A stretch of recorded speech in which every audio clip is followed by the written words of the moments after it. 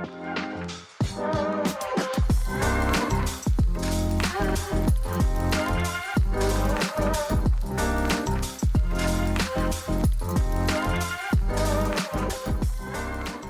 and welcome back to Movie On Up.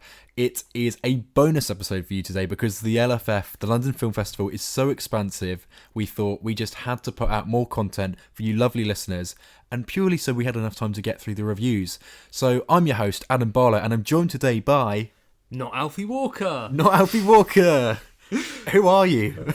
I am that lovely man, Mr. Josh Brooker, who writes lengthy emails because, yeah, I do, I suppose. And we love you all the more for it. Thank you for joining me. It's weird that you're in my hotel room. Or is it? Or is it? It's a familiar sight, apparently. We're in a lovely premiere in Woking, of all places. Have you been to Woking before, Josh? Funnily enough, the last time I was actually in Woking was doing bits and bobs with you anyway, staying. So, you know, it's nice to be back. Nice to see it not in Christmas. Yeah, I feel like there is a sort of Christmassy atmosphere in the air, though. I don't know if you've got that vibe as well. Oh, it's definitely going that way. I've been seeing a lot of the bookchin in the shops now. Yeah, oh my goodness. It's that time. It's that time. It's lovely. Yeah, but also there's still a bit of sunniness in the air. It was a lovely crisp autumn day today. I've got to say, it was one of those nice beautiful days. Crisp wind, but you know, sun was warm, and when it came through the windows in the big BFI South Bank, you really felt it, and it made me want to crack open a tinny, which I'm going to do now. Oh, we've got a. In fact, I won't name the brand. Although an unidentified beer-like liquid. Yes. Let's just say it's double Hazy Jane, and you can fill in the blanks. And what have you got on the go there, Josh? A alcoholic beverage that shares its name with a 1995 film with Antonio Banderas. Nicely done. There you go. Well, let's get into it, shall we? Because we've got a lot of films to talk about and limited time. We also don't want to get any noise complaints from busybodies that are in the rooms next door. Because unfortunately, we are doing this in the evening. Yes. Yeah. What time is it? It's 10:30. Right. Crikey. After hours podcast. This is you lucky buggers. Moving on up after dark. Goodness gracious! I had my socks off earlier, and Josh gave me a funny look. I had to.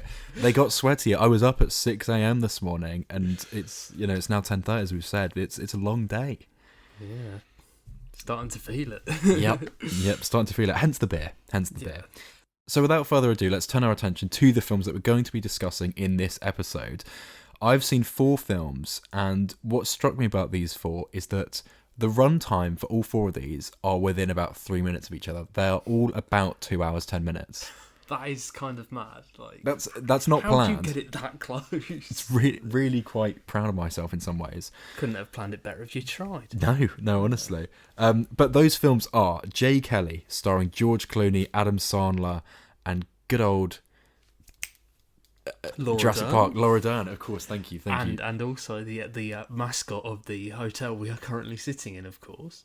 Oh, Lenny Henry! Yes. Oh my goodness! Yeah, because I was saying to Adam earlier, because I saw on TikTok, someone had gone to a press screening for Jay Kelly, and we're having a full-on freak out on TikTok. Goes, I saw Lenny Henry in a movie. I saw Lenny Henry.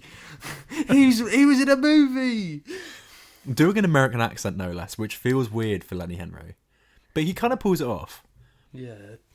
I don't know, outside of premieres, I just think of him as Mr. Comic Relief. Yeah. Anyway, that's one of the films we're going to be talking about. Another one is The Testament of Anne Lee, starring Amanda Seyfried. It's a sort of religious, partly historic... Well, no, I guess it is a historical telling with sort of fantastical elements in there. It's a musical as well. It's from the good people behind the Bruce list, I believe. Yes. Yeah. Brady Corbet in there. And I guess he swapped places with the... screenwriter, was it, of the co-screenwriter? I think co-screenwriter. Mona Fastvold. Yes, yeah. Sentimental Value, a real heavy hitter. I mean, big awards play from everything I've been reading for months. One of the big 4 with One Battle After Another and Sinners and Hamnet, not Hamlet. Yeah, I have to stress that because there is a version of Hamlet actually on. Yeah, I think there's 2 versions of Hamlet. Yeah, I think. kind of crazy. Goodness gracious, Shakespeare, Yeah, man of the moment. one of the big players, with an Oscar looking likely in Stellan Skarsgård's future by the looks of it. Yes, great actor. Always a delight to see him. And the final film we're going to be talking about today is H is for Hawk. Sorry. One I actually saw. H is for Hawk. I don't want anyone coming from me in the comments saying, "Oh, you've mispronounced the letter." H is for Hawk. Okay, are we happy? Are we clear on that? Good. Yeah. It's good to put the BBC announcer voice to good use. Yes. Reading your Traffic and Travel on Radio Solent. Right, let's start off with some awards talk, though, before we jump into any of that. Josh, you've got this app that you've shown me. Yes. It looks great. Talk me through it. So, one of the many people on film Twitter, a guy called, of all things, Brother Bro, which as a name is concerned, it's odd, I know. But him and his brother, they review stuff, they're quite good. I can't remember the other guy's name off the top of my head, which is really, really helpful. But he developed this app a while ago, and you can basically, people predict stuff. It's linked with a lot of the time with the predictions on Gold Derby, who do a lot of the awards predictions and that. So, as it stands on whatever the 12th of October, as we record this, it looks like going from 10 to 1 on this pop-tastic countdown on Best Picture. Sliding in at number 10, we have Avatar, Fire and Ash. Apparently. For Best Picture? Okay. Yeah. Well, Number 9, Springsteen, Deliver Me From Nowhere. makes I believe sense. you're seeing later in the week, aren't you? I am, yeah. Yeah. Number 8, a film destined to be Adam's favourite film of all time, Begonia. No, absolutely not. Number 7, It Was Just an Accident, which I believe was the Palme d'Or winner at Cannes earlier this year, which usually is a good barometer for where these things end up. Number 6, Wicked for Good, Yeah. which I honestly think it just depends on how that film plays out, really. Same with Avatar, because obviously nobody's seen either of those films, so if they're half as good as the predecessors, they're a shoo-in, I think. I don't know how you'd feel about that, but I think so, yeah. Wicked for Good, definitely. Begonia, I guess, if it's more along the lines of Poor Things, fine. Although I'm hearing more Killing of a Sacred Deer vibes, Yeah. which We'll see. We'll see. Number 5, Marty Supreme, which I know you're excited about, as am I. Yeah. Going to be a banger. Timothy Chalamet, I really think... I'm surprised I'm saying this, because I only really got on the Timothy Chalamet train, I'm ashamed to say. Definitely after Wonka, but maybe Dune Part 1, if I'm being generous to myself. Oh, I got on it on Wonka. I'm happy to admit it. Yeah. But, let's see if Josh Safdie's the one with the directorial sauce, as it were, as the cool kids like to say. Yeah. I think Benny Safdie did okay with the Smashing Machine. We were talking about this earlier.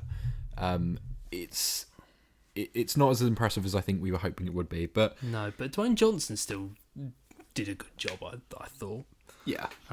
Hamlet, Sentimental Value 4th, and he jumped to 3rd then. Sentimental Value 4th, Hamlet 3rd, Sinners 2nd, and the likely winner, as decided by a load of random people on the internet who have some knowledge of these things, with a certainty of 78%. Crikey. One battle after another. Obviously, I've not seen all the films there. No one has. No, other than maybe some industry people. I don't know. It's a very strong lineup. I don't think I dislike any of them. It's a better lineup than last year, I think, from what I've seen on that. 100%. Yeah, I agree with you there. I don't know if it's too soon to say so certainly that it'll be one battle after another, because part of me thinks it's a little overhyped. I think the only certainty I'm willing to give one battle after another is they are probably going to give it Best Director. Because PTA, God love him. Sure. He's not won an award. They're going to go, he's made this great movie, let's give him an award. That's now's as good a time as any. As good as time as any. They did it for Leo with The Revenant, they did it with Scorsese for The Departed. This is probably PTA's time. Yeah. Which, for what it's worth, the other likely nominees and director, according to these wonderful people, Mr. Ryan Coogler for Sinners, Miss Chloe Zhao for Hamlet, Mr. Joachim Trier, and he said Miss Joachim Trier for Sentimental Value, and Mr. Joshua Safdie for Marty Supreme. Great. That's a nice lineup. I like that. Yeah, I'm happy with that. Not bad. Right, let's move our attention over to the reviews, the main meat and two veg of The main attraction, as it were. Yeah, not meat and two veg. That's slang for your lower garden. Yeah, don't think we'll be displaying that on the podcast. No, good God, no. You might be in my hotel room, Josh, but some things just stay in the hotel room. We've got standards on this Moving Up podcast. Let me tell you. Right, Jay Kelly. Let's start with this one. I really liked Jay Kelly. I know reviews were unfortunately a little bit middling when this came out, but this is the new film from Noah Baumbach, of course partners with Greta Gerwig, who is a fantastic director in her own right. Noah has a sort of tendency for writing very dramatically charged and, very interesting films, I think, with knotty scripts, beautiful locations and cinematography, all that great stuff. He did Marriage Story, of course. Frances Ha, which is a great movie. Absolutely. And I think I've not seen as many Noah Baumbach films as I would like to have as I'd like to say I have. But I was very much looking forward to Jay Kelly. I'm a big fan of George Clooney, so that's my main draw here. And he is really going all out with this film. I think it's a brilliant performance from him. It almost feels like, there's films where I know Joaquin Phoenix had one where it's the actors playing a sort of hyper-fictionalized version of themselves. I believe it was called something like I'm Still Here. Yes. I think. Yeah, that was it. And of Nicolas Cage with The Unbearable Weight of Massive Talent. This is different to those films, very much so, because obviously it's Jay Kelly, not George Clooney, but pretty much the same sounds of those words, right? And what I love about it, without spoiling too much, is they do kind of tie in George Clooney's whole real-life career in a sort of fourth wall break, which I really enjoyed.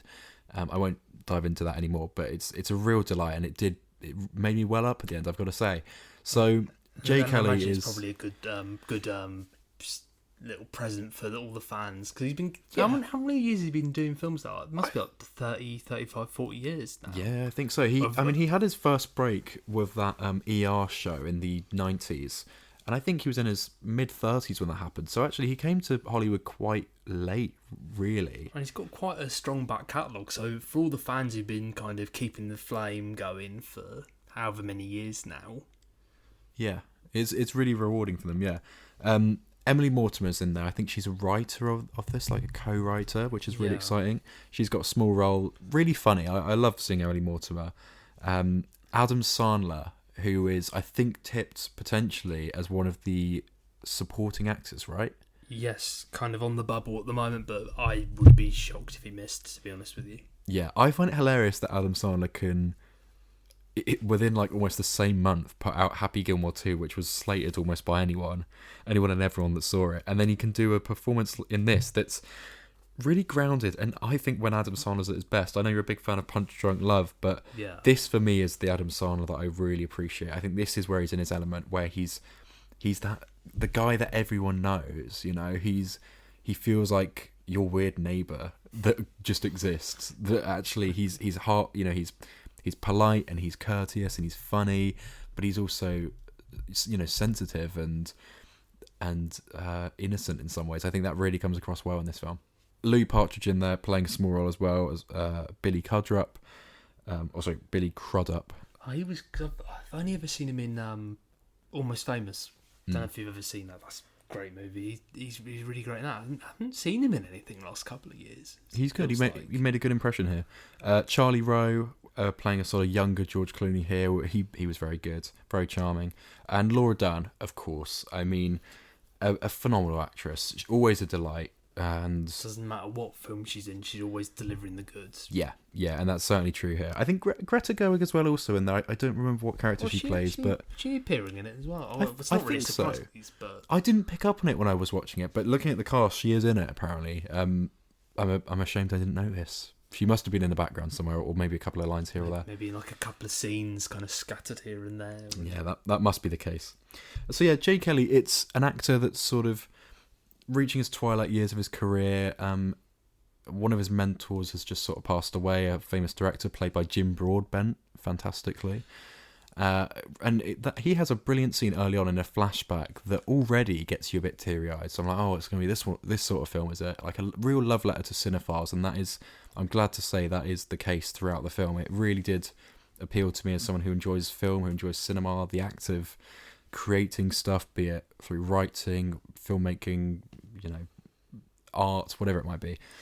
I thought it was a really, really great watch if you are a fan of that stuff. Jay Kelly coming to Netflix, I should say, as well. Do you think that's part of why some audiences really have reacted so against the film? Because I know for some people, they see the whole, it's about cinephiles, it's about filmmaking, about acting, whatever. I mean, to be blunt, some people just think it's a bit wanky. Yeah. Which I don't like saying it in that way, but that is a perception some people have. It can be self-indulgent. Seeping in a little bit to some audiences. Perhaps. But I personally thought, with the exception of maybe one or two scenes in there, I felt it was quite justified. It was pretty tastefully done. It didn't feel like it was too inside baseball. It felt like it was accessible and applicable to everyday lives. Because really, it's a story about making sure your work life doesn't overshadow your home life and your personal life with your family and friends and stuff. So it's this actor that's coming to the end of his career, and his projects aren't as successful as they once were, but he's kind of trying to reconnect with his family, and he actually turns out they don't really want anything to do with him, and that's the sort of broad strokes of the story. But I thought it works really well. I don't want to give too much away. It's just a real nice romp. It's sort of a bit of a globe-trotting adventure through Europe. And when you've got the main trio of George Clooney, Laura Dern, and Adam Sandler, you cannot go wrong. It's a real fun ride. Sounds like a pretty dynamite combo. Exactly. I challenge you to think of a better trio. I don't know. You can't, and that's why. Should we move on to our next film? We can move on to the next film. Why not? Let's talk The Testament of Anne Lee. So this film I saw the same day. Trekked over to Picture House Central in Leicester Square, and this film I didn't know a lot about, but I went on your recommendation, or because you sort of had a vague understanding of what it was. Because I think it premiered, if memory serves, back in Venice a couple of weeks ago. Mm-hmm. It was for Venice or Toronto, and it had kind of mixed reviews, but it was mainly people kind of not slating it, but people kind of either really loving it or really kind of going, not for me. Okay. It sounded like it would be an interesting one, I think it's fair to say. Yeah, and I think interesting is definitely the word for this. So Amanda Seyfried plays the titular Anne Lee, who was a real-life figure who was a devout Christian, part of the Quaker community initially. She grew up having really intense visions of like Christian imagery and things like that. Lots of very religious experiences. And as she grew up, she then became part of the Quakers, but specifically a sort of sub-denomination called the Shakers, which basically they sing and they sort of channel the energy and the spirit of God through their bodies by like doing dancing and singing and sort of guttural yelling. And I've got to be honest, when those scenes first start quite early on into the film, it was really getting on my nerves. I'm not going to lie. I can understand how in that time period, in like the 1700s, 1800s, you would have that kind of worship, but it's obviously so kind of almost alien, removed. To the experience you'd have if you went to a church now. It was very interesting, but I was like, oh no, what have I locked myself into here? Because they were just yelling and screeching, like really, and like panting, like like that. I was like, I don't know if I want to sit next to strangers and watch this. Like it would be any better watching that in the comfort of your own home. God, no, absolutely not. Well, in fact, before I even get into the film properly, my experience of coming into that screening, I was about 3-4 minutes late, and with the press screenings, they don't have any trailers or anything. They don't even do the LFF BFI branding at the start. They just go like logos, bam, movie, lights down, and it's on. So I was 3-4 minutes late coming up, and to be fair, only because of the slow Picture House escalators. They are so slow. It's always the escalator's fault. It's always Yeah, the escalator. I always blame the escalators, even if there aren't any. And I was late going in. The lights were off. The film was starting, but it kind of kept cutting to black and having white text, and then cutting to a very dingy scene of women again doing the panting and like charging through forests. So it wasn't enough to light up the room. Right. Okay. And the music was really creepy and sort of like screechy, and I couldn't see anything. I could not see the steps. I could not see who was sat in the chairs. I knew it was busy, and then I didn't know that there were people then coming in the door behind me, and I had my big bag on. I had my coat. I had another tote bag on as well. So I was really like stacked with equipment, and I tripped down the stairs. Okay. Oh no. And then the only seats that were free were the front row of this screen. So I had to then literally feel my way. I like touched people's shoulders as I felt my way down, and I was like, oh. So I put on my torch on my phone just briefly, and I felt like such a dick. I was like, you can't do that. Not a press screening. That is so bad. So I turned it off. I should have just committed. I think for a small momentary disruption, it would have been worth it if I just sat down quick. Instead, it took me 3 minutes to get from the door to the front of the room and to sit down, because I then sat on on the arm of the seat, right? Yeah. And then was just perched there for about 30 seconds. I was like, oh gosh, I don't know if someone sat there. Like, I literally could not see anything. My eyes were not adjusting, Yeah. and the screen was still dim. Oh my. And it wasn't until the main titles and the main sort of jump to the modern, What was you know, that, to kind the of day. like a prologue to the beginning? Yeah, like a sort of artistic prologue. But I was like, oh no, just I give me. swear the Brutalist are similar, kind of In some ways, yeah, similar kind of prologue kind. it's quite disorientating. You're not quite sure where you are or who you're watching. It was that sort of thing, yeah. And it just really didn't help me sink into the film. I'll say that. So it took me a while to get involved. I wasn't quite sure what I was watching. The music, it's not really a musical, I wouldn't say. It's not hugely fun. It's quite a distressing film to watch, quite sad. It's a really interesting story, though, and a story that's gone under the radar, much like The Brutalist. I think they've taken, in both cases, the story of an immigrant, you know, in this case, Anne Lee, from Manchester, who moved to America to try and spread the word of the Shakers community. And in The Brutalist, you have Adrian Brody's character moving from Hungary, I believe. Hungary, yes, to Germany, is it? I can't remember which country he moves to. No, to New York, isn't Yeah, it? to America. Yeah. Yeah. I don't know. I thought it was To Germany. to Germany. That wouldn't be good, would it? No, that'd be a terrible That's right. idea. Yeah, don't go there. Yeah, so thematically quite similar films, I would say. But ultimately, The Testament of Anne Lee, I thought was interesting. Perhaps not quite to my tastes. A little bit odd, a little bit artistic. You have to sort of infer a few bits. And no doubt a transformative performance from Amanda Seyfried. She does. One of the many likely nominees this year in Best Actress. I know we keep circling back to the Oscars, but It's important at this time of year. Yeah, the trouble is a lot of the premieres of films now are the big awards players. You know, you get the occasional film earlier in the year, but it's like September onwards. It's like bam, you know, every other film is an Oscar contender of some variety or Yes. another. Yeah. Not even exaggerating. That is just how it goes, isn't it? Yeah. You get to October, November, and everything is sort of must see, isn't it? Because we don't have the limited releases that America does, so we get blooming on almost bonfire of riches in January of just Yeah. every other film kind of seeping through. Yeah. So The Testament of Anne Lee, I don't know, watch the trailer, read the synopsis. If that seems like something that might appeal to you, it's a little bit out there, I would say. It very much feels like the sort of film you should only really watch at a festival. It's like, I don't know how well this would do with general audiences. Probably not grand. I'm not fully sure either. Part of me is, how are the accents? Like, are the accents kind of relatively... Yeah. Well, I think Amanda Seyfried does a great Manchurian accent for the whole film. She's very good, very convincing. Lewis Pullman, hot off the back of Thunderbolts. Or the New Avengers, is it? The New Avengers, sorry. Sorry to spoil it for anybody who doesn't already know. But It's fine. a couple of months down the line, it's whatever. Yeah, Lewis Pullman, an actor I really like. I think he's got a very likeable charisma about him.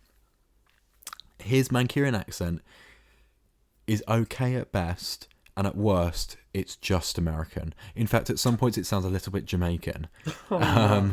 Next time I think of that Peter Andre film earlier in the year. Was it Jafakan? Oh my goodness, I forgot that was a thing. Yeah. It's not quite that bad, but goodness me. Bless him. Lewis Pullman, I think it is. I think Americans do just sometimes struggle with accents. I'm not sure what that is, but yeah. It's okay for the most part. He did his best. But there's one scene, especially when it really goes out the window. Bless him. They probably could have gone for a second take there, but maybe that's the best one they had. Who knows? Well, some of these films depends on how much the budget was.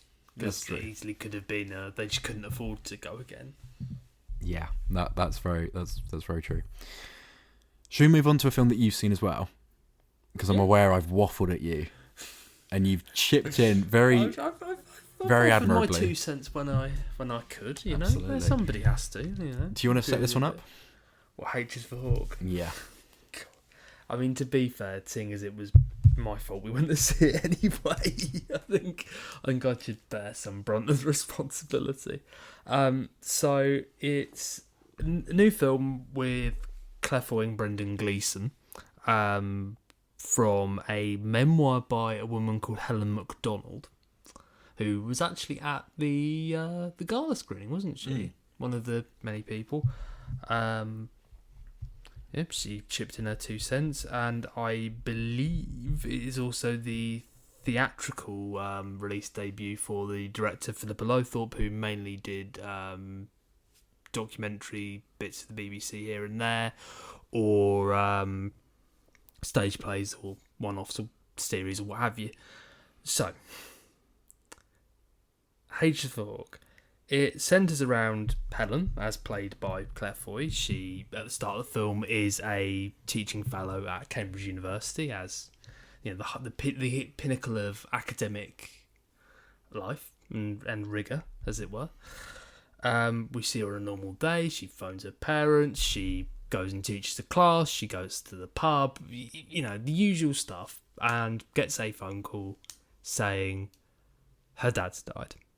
And from that point onwards, her world more or less kind of collapses totally and utterly, as does happen really in these sorts of situations. And she, from spending a bit of time with a friend of hers from years ago, who they met in a falconry club, she decides the best thing to do, instead of getting a girly bird, or she called it getting a girly bird. Well, some people say getting a sensible bird. She gets a goshawk, one of the. I don't really know the distinction with various hawks, but from what they were implying in the film, it's the kind of the apex alpha of the hawk family, I think is the best way to put it. And so she adopts this bird called Mabel, and throughout the film, their bond deepens. Much to the detriment of Helen's mental health and stability. You see friends and family talking about it all to her here and there. And in reality, the trouble is the relationship between Helen and Hawk stops her from fully processing her feelings on her dad's death. There's not really much more to say than that, really, is there? There's kind of odd moments here and there. It's realistically, it is a more or less your bog standard British kind of drama in a lot of ways.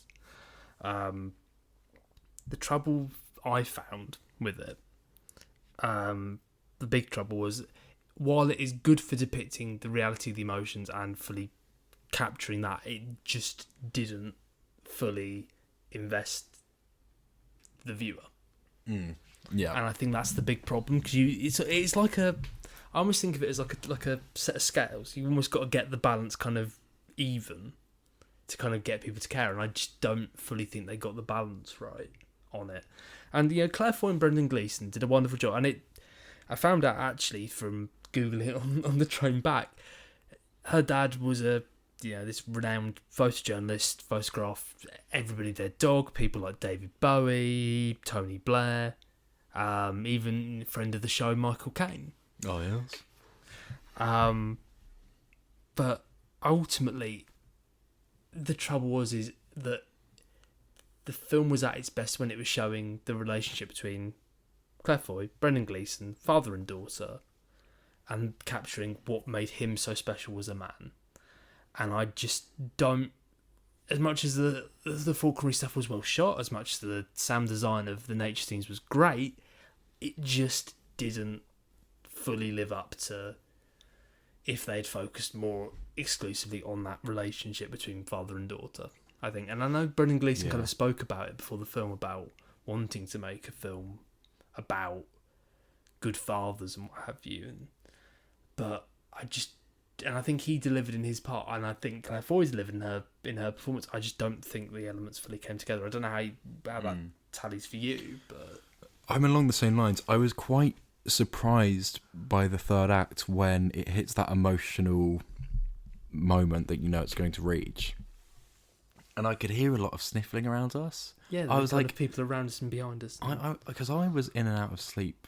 You know, there was definitely 5 minutes where I was asleep because my head dropped, and I was then, you know, like sometimes you need to just feel asleep. You just need to sort of succumb to it, and then your head will drop, and you'll be jolted awake, and then you're good for the rest of the film.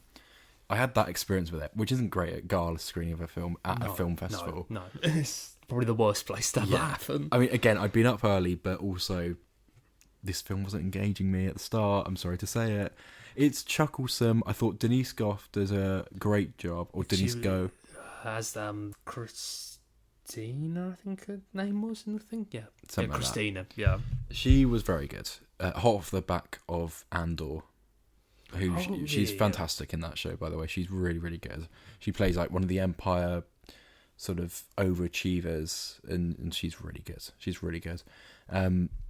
Very funny here. I thought she was probably the standout aside from Claire Foy and Brendan Gleeson. Absolutely. I think it's interesting that you alluded to the fact that the father-daughter stuff was great, but they are few and far between flashbacks, aren't they? I think had the whole film been about that, it probably would have been much more general and maybe harder to sell. And but it would be a different. It would have been a different film, but maybe would it have been a better film? Is the question. Yeah, possibly. I kind of thought all the Hawk stuff was a little bit childish, dare I say. I think the fact that the director had done, you know, non-fiction work before with documentaries really showed in the way that it was shot at times like it was a nature documentary. Like I half expected David Attenborough's voice to come in and say, "Here we see the Hawk flying through." I really thought that she should maybe stick to documentaries. I know that's really harsh. I mean, to be fair, from actually looking at it again on Google, she made one. I only bring this up because it's on the iPlayer and I've seen it. It's great. A thing called Three Salons at the Seaside, where it's all about all these old women congregating at this hair salon in Blackpool, right? Which sounds like it'd be the dullest thing ever, but the banter and the wit out of these women is brilliant. It's mostly known now because it was a big influence on the show The Royal Family. I don't know if you've ever seen it. Yeah, great show, big fan of it. But it was a big influence on that show, and I've since seen it. I think it is still on the iPlayer. It was at one point. I have seen it.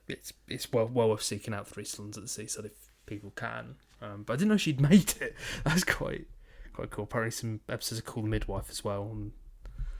And, yeah. Okay, so all kind of quite pompous British stuff. Is that fair to say?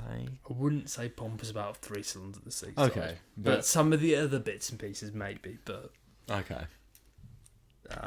Yeah, I was disappointed by this film, but then I never had huge expectations. I kind of knew that, you know, I don't really know what this film's about. H's for Hawk is kind of a weird title. I get that's the title of the book, but I'm like, why is it said in that way? I don't know. I mean, it's better than Helen and the Hawk, isn't it? I mean, that would be crap. But I think the biggest surprise though was when it got to the credits, executive producer Brad Pitt. Yeah. Where was he there? Huh? I was like, hang on a minute. What appealed Brad Pitt to this material? Can you imagine if he rocked up and you've got the LFF director saying, "So, Brad, what appealed to you about this film about a hawk? What appealed to you in making this movie?" And he'd be like, "Well, off the back of F1 movie, I saw this script and I just had to breathe life into it."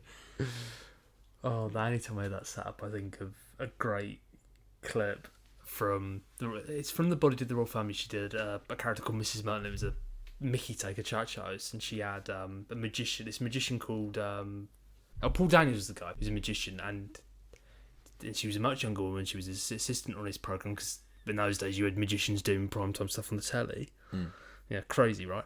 And she turns to David McGee and goes, "So what first attracted you to the multi-millionaire Paul Daniels?" Yeah. Yeah, H is for Hawk. It's okay. It's okay. I wish I could say more than that. I feel like it would be good on like a bank holiday or like a Christmas on like BBC or ITV in like an afternoon. Yeah. But I think in the same respect, it would probably send a few of your family members to sleep. It was very sleepy, in my opinion. Yeah. I mean, I stayed awake slightly more than you. Well, a lot more than you did. I stayed awake the whole thing, I think. It was warm and British and cute at times, but a little bit one-dimensional, I would say. Yeah. Hard to argue with that. But talking things that aren't one-dimensional, that are three-dimensional with very much lots of emotional power. Adam, how was Sentimental Value? Sentimental Value has been an absolute juggernaut at this year's LFF. Josh, you wanted to see it, and we went to go and see. So when we initially tried getting tickets, weeks and weeks ago, we couldn't. It sold out. Tried again when the tickets were released, fully sold out again. Yeah. There's a great account on Twitter, which, fun fact for anyone who's still trying to find tickets for any LFF screenings, if you follow LFF Stubs on Twitter, you can kind of get the non-bots or spam kind of offers for tickets for sold-out stuff here and there. Pro tip. Anytime Sentimental Value tickets came up on there, you'd be like a dozen people all going, "Oh, can I have it? Can I have it? Can I have it?" And so, and then the standby queue was like ridiculously long as well. It's like, how is this the hot? I'm surprised it's the hot ticket. I'm really surprised it's the hot ticket. Yeah, so it's by director Joachim Trier, who directed The Worst Person in the World, which didn't win the Oscar, but it must have been. I don't know. Must have been nominated for stuff. I don't know if it was nominated, but it was a pretty beloved film at the time. I believe it got a Criterion release in America now, so that's always a good indicator on how people are feeling about some of these films. I've had nothing but praise for it, so we went to HMV today and I bought a copy of it on Blu-ray, so I'm excited to dive into it. Got nominated for Best Screenplay, Best International Film at the Oscars. Makes sense. Didn't win either, but... Okay. But people really championed it, didn't they? So people went for it. So. This is his follow-up to that. I mean, not related, of course, but, his next project. Yeah, because I believe, if memory serves, The Worst Person in the World is like the third part of a trilogy of films about Oslo. Right, okay. I can't tell you off the top of my head what the other films are, which is always really helpful. Really like Norway. It is... Oslo's in Norway, isn't it? Yeah, good. I went there. Nice part of the world, I think. Really is, yeah. If you ever go to Norway, Denmark, Sweden, any of them, gorgeous. I haven't at all, but I would like to see the fjords, and I would like to, see the Northern Lights at some point in my lifetime. They are stunning. Any of those Scandinavian countries, well worth a visit. It stars Stellan Skarsgård, an actor who just crops up really quite often, actually. He's been around for ages. He's got a brilliant, talented family. All his sons are in acting as well. And he's great here. He plays a character called Gustav Bjorg, I think. Something like that. And he's a director. And this is where the similarities with J. Kelly begin. So this is a film basically about an estranged father who comes back into his family's life, who has had a career in filmmaking.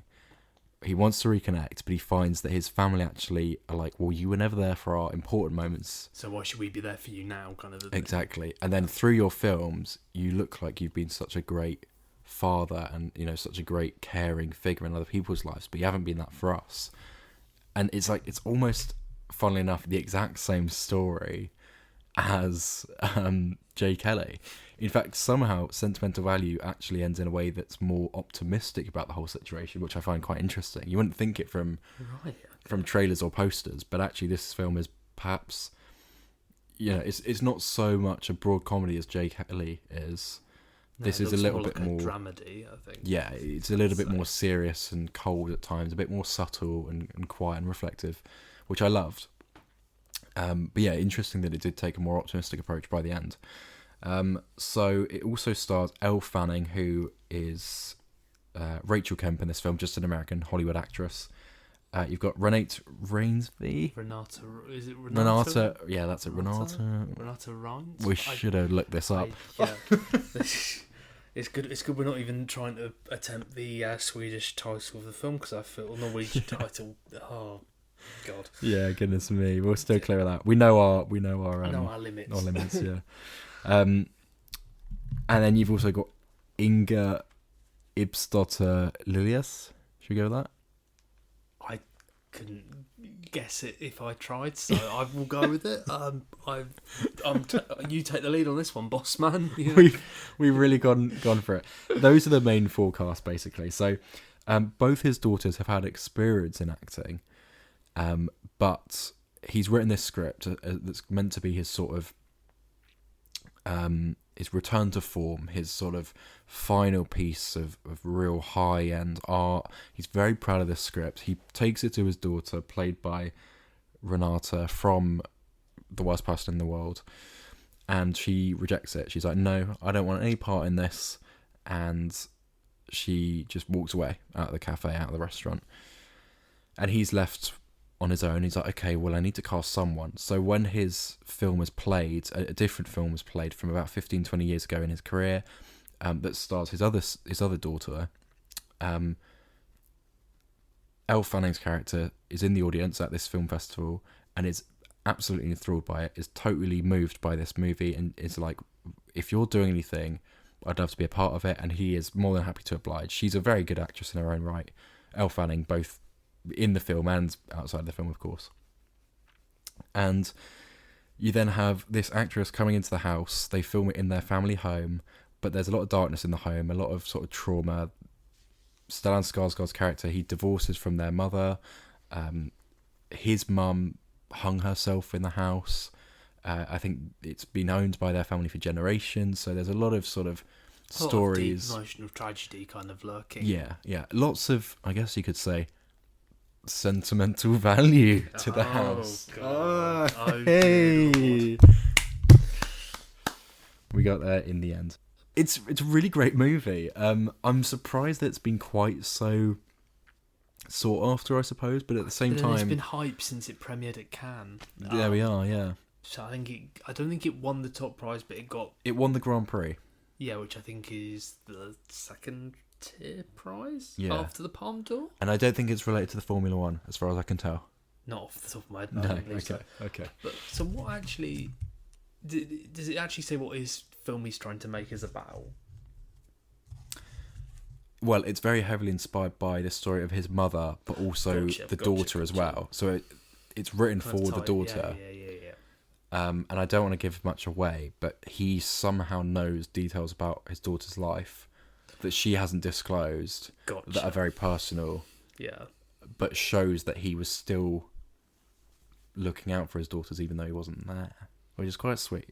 But it's a very subtle film. It's very quiet. There's no shouty scenes. It's not melodramatic in any way. It is dark at points. It's reflective at points. It's sad. It's kind of an overall... Although it didn't move me to tears, I definitely felt really, really sort of swept up in the film. I cared about all the characters. I really wanted them all to be happy at the end. And I was continually impressed by the way that the house was shot. The house itself felt like a character, which I think was really important given the subject of the film within the film. That all works really well because, you know, everything is linked back to the house and to the family that have lived there for generations. And that all worked very, very well for me. I thought it's so well directed. Elle Fanning is only in it a little bit, but she makes a good impression when she does. Makes good use of the time she is on screen. Absolutely, yeah. And she's almost really well cast, actually. You can kind of imagine that this would happen to a real life case, you know, where you bring in this lovely actress that's not done anything wrong at all, but secretly you're like, well, you're not the first choice, you shouldn't really be here, but you're still really charming and absolutely a delight to be around. But yeah, I thought that worked very well. Both the daughters acted superbly, of course. Stellan Skarsgård, as I said, always flawless. So overall, I think those strong performances really ground this film. It's a really nice, well-written, concise film. It's 2 hours, 10 minutes, as I said, but it does not feel like it's that long at all. I was continually impressed by the film. I just sat there like, this is good filmmaking on every level. It didn't blow my mind, I think it's at risk of being overhyped, I would say, especially when you see the things like the standby queue. I'm like, I don't know if I'd be willing to queue for hours. Like, apparently there were some people there. Didn't the movie guy say? Yeah, he said there'd been people queuing there for 5 hours beforehand. I'm like, I don't know if, having seen it, I don't think it's worth a 5-hour queue. But for some people, if it's for them the film they're most anticipating. I think the thing I find fascinating, and tying into something in a future potential bonus episode, is if the idea of channeling different difficult situations into art. Because obviously that you can tie in the whole bit from what you were saying about Stellan Skarsgård's mother killing herself in the family home and whatever when he's making the film about, to Hamlet, because obviously Shakespeare, after the death of Hamlet, making Hamlet. Yep. Which I find fascinating, because it seems to be most films this year seem to be about grief in some capacity. Yeah. And how art is, or hobbies are a good outlet of grief. Yeah. I feel like you can tie so many films together with it, which I don't know if it's just one of those years, man, where everyone's miserable. So not miserable, but like channeling their grief into, or deciding to talk about grief in that way. But it makes sense. Because seeing on Twitter people going to the press screenings going, why is every other blooming film about death or grief or dealing with miserable things? Let's have a happy film. I think J. Kelly, though, is kind of the inverse of Sentimental Value in the way that the whole film has an air of quite, it's quite silly. It's almost a rom-com in some ways without the romance in it. I mean, there is a romance between side characters, but not between J. Kelly and another character, There's a bit of lost love, if anything. But I think it's interesting that both of them have almost exactly the same plot, I would say. Yeah. And yet they are so different in execution. It's very interesting. To be honest, the vibe of J. Kelly is making me think of, there's an Italian film. This is my pretentious cinephile card being played. There's a great Italian film from the 60s called Il Sorpasso. And it's all basically has this one day, there's this shy law student, he's quite a quiet, timid guy, and he meets this kind of larger-than-life, boisterous 40-year-old who's full of charm and charisma and pizzazz, and who invites him to kind of, come on, get a drink with me, come and do these things with me. He's like, I don't really want to, I don't know you. No, come on, do it. And they go and experience the high life of Rome, and it turns out this guy who's full of this exuberance and charm is this absolutely miserable life outside of it. But when they're living the high life together, it's absolutely wonderful, exciting road trip, and seeing all the sights and sounds and having a wonderful time. But then everything outside of it for this guy is absolute misery. Yeah, it's that juxtaposition that is true to life. I think it can be just a constant state of whiplash, can't it, for some folks at different points in life. But yeah, all four of the films, this will be fun. Do you want me to try and rank the films I've seen at the LFF so far? I can update this next bonus episode. I've got a funny feeling the number one's going to be Friends, but no. Getting tongue-tied. I promise I've only had one beer.